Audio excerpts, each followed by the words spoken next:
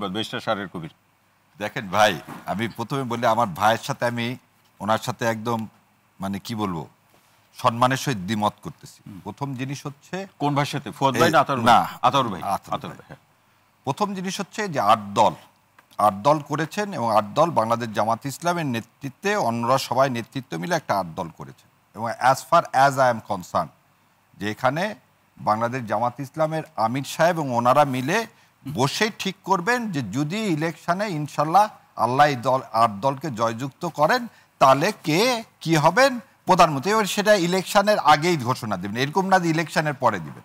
এটা একটা জিনিস বললাম। দ্বিতীয় একটা কথা বললাম, ওনার আর একটা কনসার্নেও আমি দ্বিমত পোষণ করতেছি, তারেক জিয়া আসবে কি আসবে না তার সাথে এই নির্বাচনে কোনো সম্পর্ক নাই। এবং তৃতীয় নম্বর কথাতেও আমি দ্বিমত করতেছি, তারেক জিয়া আসবে কি আসবে না এটা 8 দল না, এবি পার্টি না, এটা বাংলাদেশের কারোই হেডেক হওয়ার কথা না, কারণ এটা একমাত্র বিএনপির ব্যাপার, বিএনপি ঠিক করবে, বিএনপি বুঝবে, এটা প্রথম থেকে বলে এসছি।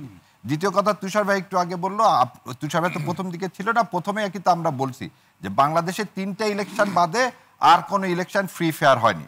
সেই 3টা ইলেকশনের কথা আমরা বলছি 91, 96, 2001। এবং 96 সালে ভাই যেমন বললেন যে 96 সালে জামাত ইসলাম 3টা সিট পাইছে, 3টা সিট পাওয়া অন্যায় না, যেমন 90 সালে তারা 17টা সিট পাইছিল।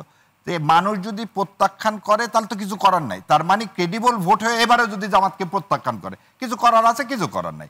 মানুষকে ভোট দিতে হবে, ভোটের জায়গায় যেতে হবে।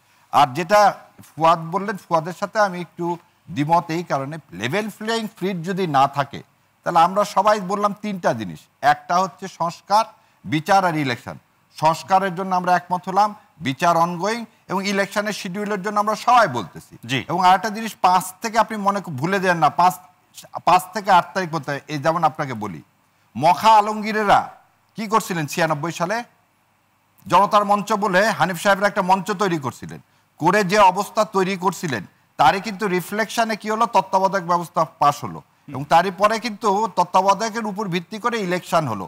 তখন কিন্তু সবাই বলছিল যে প্রশাসনের সর্বস্তরে বিএনপির লোক বসে আছে, কিন্তু বিএনপি কিন্তু জেতেনি। ঠিক একই রকম 90 সালে শাহাবুদ্দিন সাহেব যখন আসছে সবাই বলছে যে প্রশাসনে এরশাদ সাহেবের লোক বসে আছে, কিন্তু সেই সময় কিন্তু সবাই ভাবছিল না আওয়ামী লীগের লোক বেশি, আওয়ামী লীগ কিন্তু এখান থেকে জেতেনি।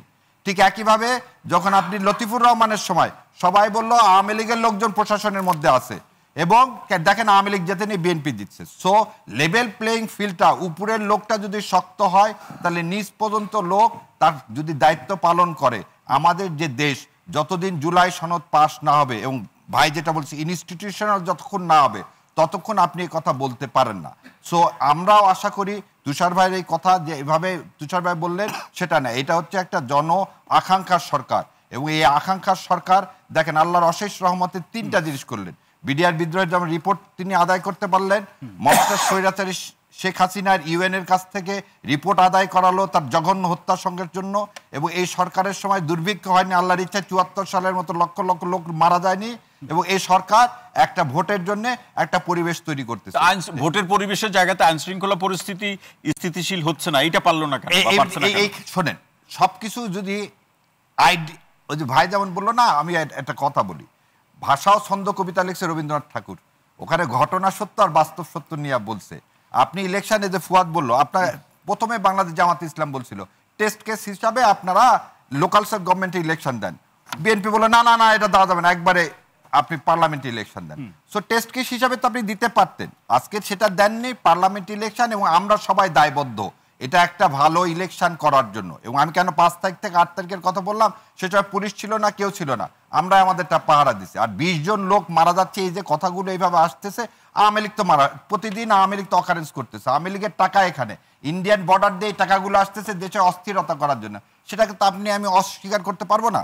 সেটা ঠেকাতে পারছেন না, এটা এই যে ঠেকাতে পারছেন না কেন, এই যে কথাটা বলতেছি সেই জন্য ওই জায়েদ ভাইয়ের কথা দেখেন, অনবরত একজনের সাথে আর একজনের সাথে যে যুদ্ধ করার জন্য তো আওয়ামী লীগের বট বাহিনী লেগে আছে, তারপরে তো আমরা স্থিতিশীল। আপনি দেখেন তো জামাত বিএনপির কয় জায়গায় মারামারি হয়েছে গত 18 বছরে, বা জামাত বিএনপি বাদ দিলাম, এবি পার্টির সাথে কোন পার্টির মারামারি হয়েছে? হয়নি তো ভাই। তো বিচ্ছিন্ন কোনো ঘটনাকে হাইলাইট করা যাবে না, আমরা এক জায়গায় একতাবদ্ধ, ভারতীয় আধিপত্যবাদ এবং আওয়ামী লীগের।